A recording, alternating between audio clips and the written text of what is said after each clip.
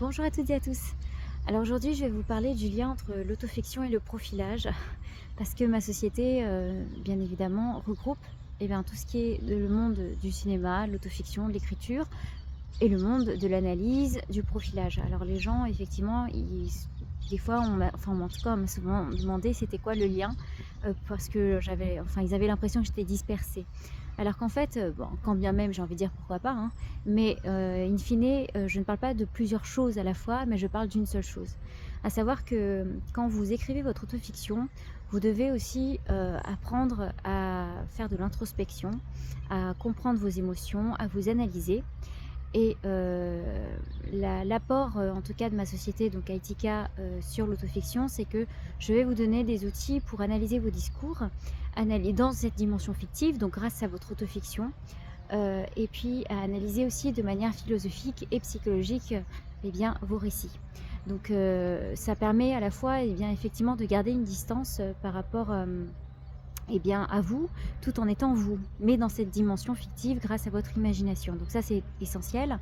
Ensuite, le profilage, c'est l'analyse des comportements, des interactions, le contexte, l'environnement, etc.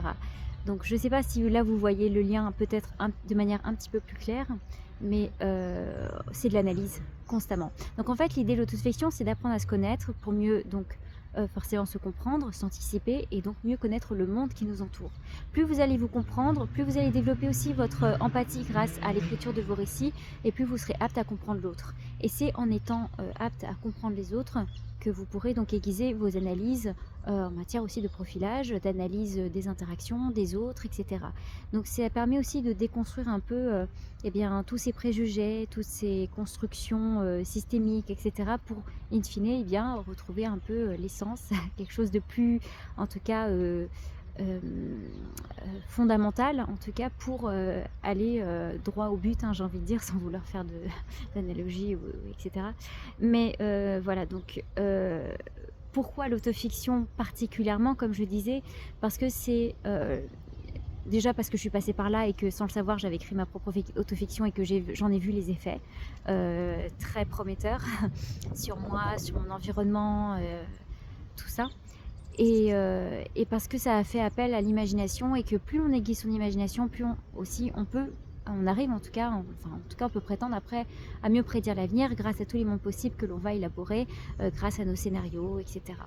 Donc c'est vraiment un mélange d'imagination, de vécu, d'émotions, beaucoup d'émotions, parce qu'on va prendre votre base humaine, donc qu'est-ce qui nous relie tous un peu?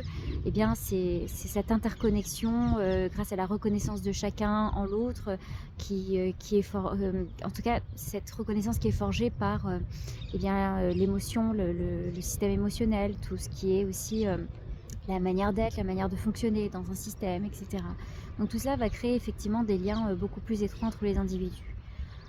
Voilà, donc quand je fais du profilage, bien évidemment je ne passe pas par l'autofiction quand j'analyse les gens, mais j'ai développé des compétences telles que, voilà, alors certes de nature je suis hyper empathique, donc j'avais ça naturellement, sans vouloir m'en vanter, c'est pas vraiment, voilà, c'est à la fois un don et une malédiction comme je le dis, mais en tout cas le fait d'être aussi dans l'intellectuel, dans le côté vraiment connaissance, savoir, ça permet d'aiguiser en fait ces interprétations et ne pas justement être à côté de la plaque et ne pas faire d'amalgame entre ce qui relève de soi, de ses émotions à soi ou de l'autre.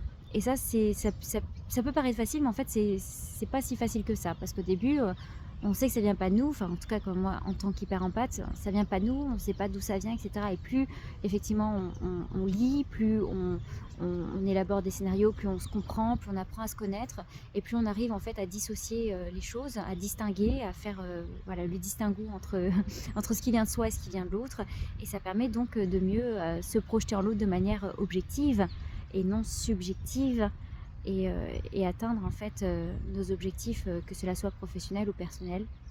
Donc ça c'est très intéressant aussi à ce niveau. Voilà, donc j'espère que j'ai été plus précise à ce niveau. N'hésitez pas en commentaire si vous avez envie que je parle d'un sujet peut-être plus pointu, plus précis, que ce soit dans le profilage ou dans l'autofiction. De toute façon je reviendrai avec un thème que j'aurais choisi, mais si ça vient de vous c'est encore mieux. Donc n'hésitez pas. Et puis je vous dis à bientôt. Ciao ciao.